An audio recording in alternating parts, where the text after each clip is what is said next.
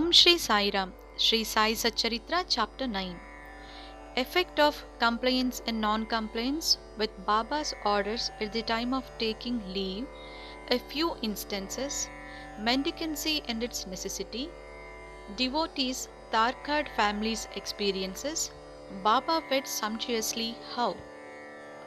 At the end of the last chapter, it was barely stated that the bhaktas who obeyed Baba's orders at the time of taking leave fared well, and those who disobeyed them suffered many a mishap.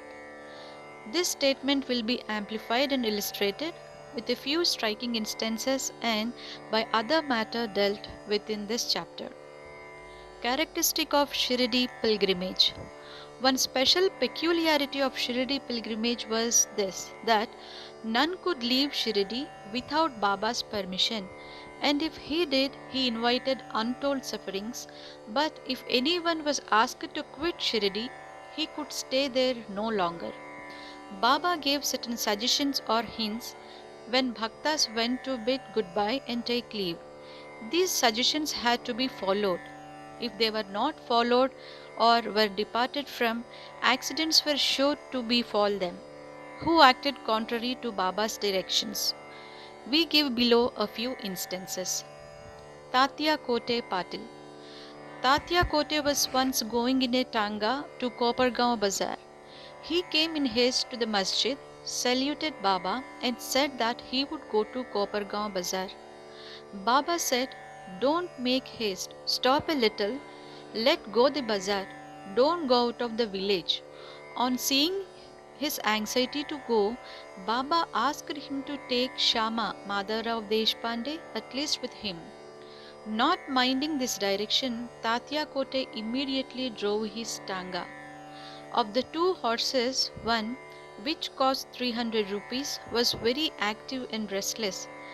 After passing Sabal well, it began to run rashly, got a sprain in its waist and fell down. Tatya was not much hurt, but was reminded of Mother Sai's direction. On another occasion, while proceeding to Kolhar village, he disregarded Baba's direction and drove in a tanga which met with a similar accident. European gentleman. One European gentleman of Bombay once came to Shirdi with an introductory note from Nana Sahib Chandorkar and with some object in view. He was comfortably accommodated in a tent. He wanted to kneel before Baba and kiss his hand. Therefore, he tried thrice to step into the masjid, but Baba prevented him from doing so. He was asked to sit in the open courtyard below and take Baba's darshan from there.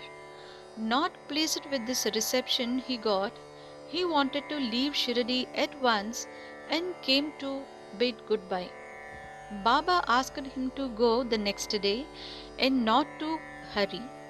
People also requested him to abide by Baba's direction. Not listening to all this, he left Shirdi in a tanga. The horses ran at first all right, but when Savul well passed, a bicycle came in front, seeing which the horses were frightened and ran fast. The tanga was turned topsy-turvy and the gentleman fell down and was dragged some distance. He was immediately released, but had to go and lie in Kopargaon hospital for the treatment of the injuries. Because of such experiences, all people learned the lesson that those who disobeyed Baba's instruction met with accidents in one way or the other, and those who obeyed them were safe and happy. The necessity of mendicancy. Now to return to the question of mendicancy. A question may arise in the minds of some that if Baba was such a great personage, God in fact, why should he have resources to begging bowl all his lifetime? This question may be considered and replied from two standpoints.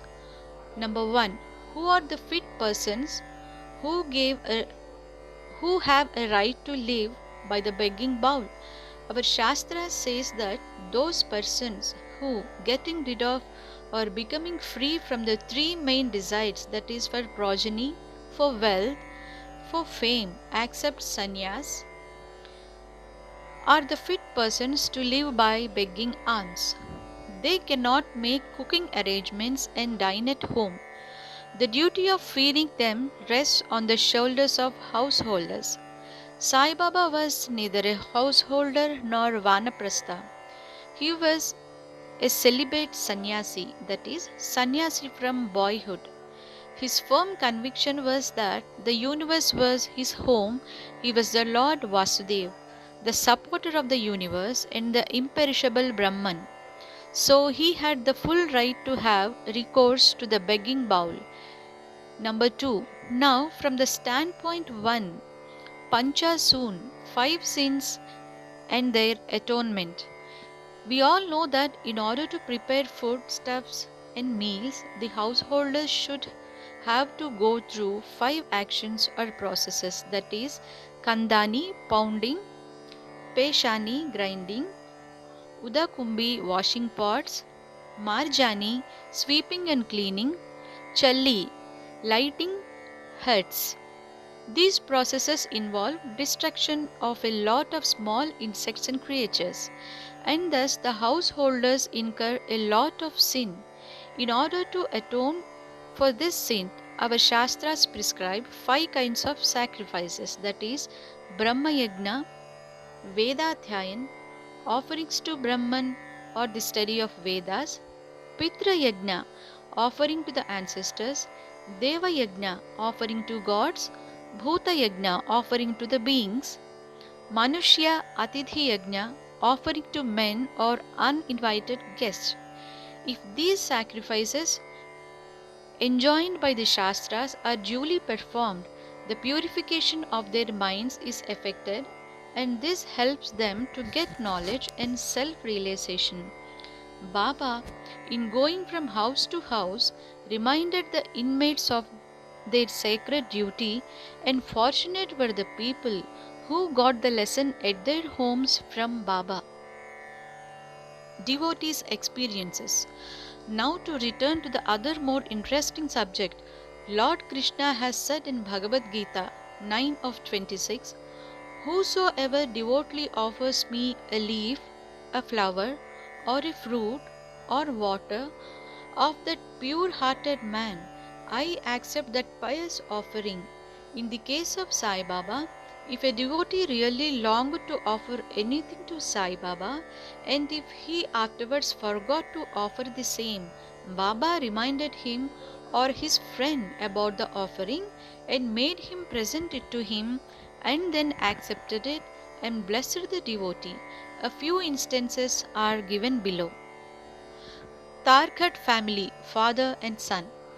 Mr. Ramchandra Atmaran alias Baba Saheb Tarkad, formerly a Prarthana Samajist, was a staunch devotee of Sai Baba. His wife and son loved Baba equally or perhaps more. It was once proposed that Master Tarkad should go with his mother to Shirdi and spend his May vacation there. But the son was unwilling to go, as he thought that in case he left his home at Bandra, the worship of Baba in the house would not be properly attended to, as his father, being a Prarthana Samajist, would not care to worship Sai Baba's enlarged portrait. However, on his father's giving an assurance of oath that he would perform the worship exactly as the son was doing, the mother and the son left for Shirdi on one Friday night. Next day, Saturday, Mr. Tarkad got up early, took his bath, and before proceeding with the puja, prostrated himself before the shrine and said, "Baba, I am going to perform the puja exactly as my son has been doing, but please let it not be a formal drill." After he performed the puja, he offered a few pieces of lump sugar as naivedya, which were distributed at the time of the lunch. That evening and on Sunday, everything went on well. The following Monday was a working day, and it also passed well. Mr. Tarkad, who had never performed puja like this in all his life, felt great confidence within himself that everything was passing on quite satisfactorily according to the promise given to his son. On Tuesday, he performed the morning puja as usual and left for his work. Coming home at noon, he found that there was no prasad, sugar, to partake of. When the meal was served, he asked the servant cook, who told him that there was no offering made that morning and that he had completely forgotten then to perform that part of puja, offering Naivedya. After hearing that, he left his seat and prostrated himself before the shrine, expressed his regret, at the same time chiding Baba for the want of guidance in making the whole affair a matter of mere drill. Then he wrote a letter to his son stating the facts and requested him to lay it before Baba's feet and ask his pardon for his neglect. This happened in Bandra at Tuesday noon. At about the same time, when the noon aarti was just about to commence in Shirdi, Baba said to Mrs. Tarkad, "Mother, I had been to your house in Bandra with a view to having something to eat. I found the door locked. I somehow got an entrance inside and found to my regret that Bau, Mr. Tarkad, had left nothing for me to eat. So I have returned from there without eating anything." The lady could not understand anything, but the son, who was close by, understood that there was something wrong with the puja in Bandra, and he, therefore, requested Baba to permit him to go home. Baba refused the permission but allowed him to perform puja there. Then the son wrote a letter to his father stating all that took place at Shirdi and implored his father not to neglect the puja at home. Both these letters crossed each other and were delivered to the respective parties the next day. Is this not astonishing? Mrs. Tarkad. Let us now take up the case of Mrs. Tarkad herself. She offered three things, that is, bharit, roasted brinjal, eggplant, mixed curds and spice; kacharya, circular pieces of brinjal fried in ghee; the third one is peda, sweet meat ball. Let us see how Baba accepted them. Once, Mr. Raghuveer Bhaskar Purandare of Bandra, a great devotee of Baba, started for Shirdi with his family. Mrs. Tarkad went to Mrs. Purandare and gave her 2 brinjals and requested her to prepare bharit of 1 brinjal and kacharya of the other when she went to Shirdi and serve Baba with them. After reaching Shirdi, Mrs. Purandare went with her dish of bharit to the masjid. When Baba was just about to start his meals, Baba found that bharit were very tasty, so he distributed it to all and said that he wanted kacharyas now. A word was sent to Radha Krishnamai that Baba wanted kacharyas. She was in a fix, as that was no season of brinjals. How to get brinjals was the question. When the enquiry was made as to who brought the bharit, it was found that Mrs. Purandare was also entrusted with the duty of serving kacharyas. Everybody then came to know the significance of Baba's inquiry regarding kacharyas and was wonderstruck at Baba's all-pervasive knowledge. In December 1915, one Govind Balaram Mankar wanted to go to Shirdi to perform the obsequies of his father. Before he left, he came to see Mr. Tarkad. Then Mrs. Tarkad wanted to send something with him to Baba. She searched the whole house but found nothing except a peda, which had already been offered as Naivedya. Mr. Mankar was in mourning. Still, out of great devotion to Baba, she sent the peda with him, hoping that Baba would accept and eat it. Govind went to Shirdi and saw Baba, but forgot to take the peda with him. Baba simply waited. When again he went to Baba in the afternoon, he went empty-handed without the peda. Baba could wait no longer and therefore asked him straight, "What did you bring for me?" "Nothing," was the reply. Baba asked him again. The same reply came forth again. Then Baba asked him the leading question: Did not the mother, Mrs. Tarkad, give some sweet meat to you for me at the time of your starting? The boy then remembered the whole thing. He felt abashed, asked Baba's pardon, ran to his lodging, brought the pera and gave it to Baba. As soon as Baba got it in his hand, he put it into his mouth and gulped it down. Thus, the devotion of Mrs. Tarkad was recognized and accepted. As men believe in me, so do I accept them, was proved in this case. Baba fed sumptuously. How? Once, Mrs. Tarkad was staying in a certain house in Shirdi.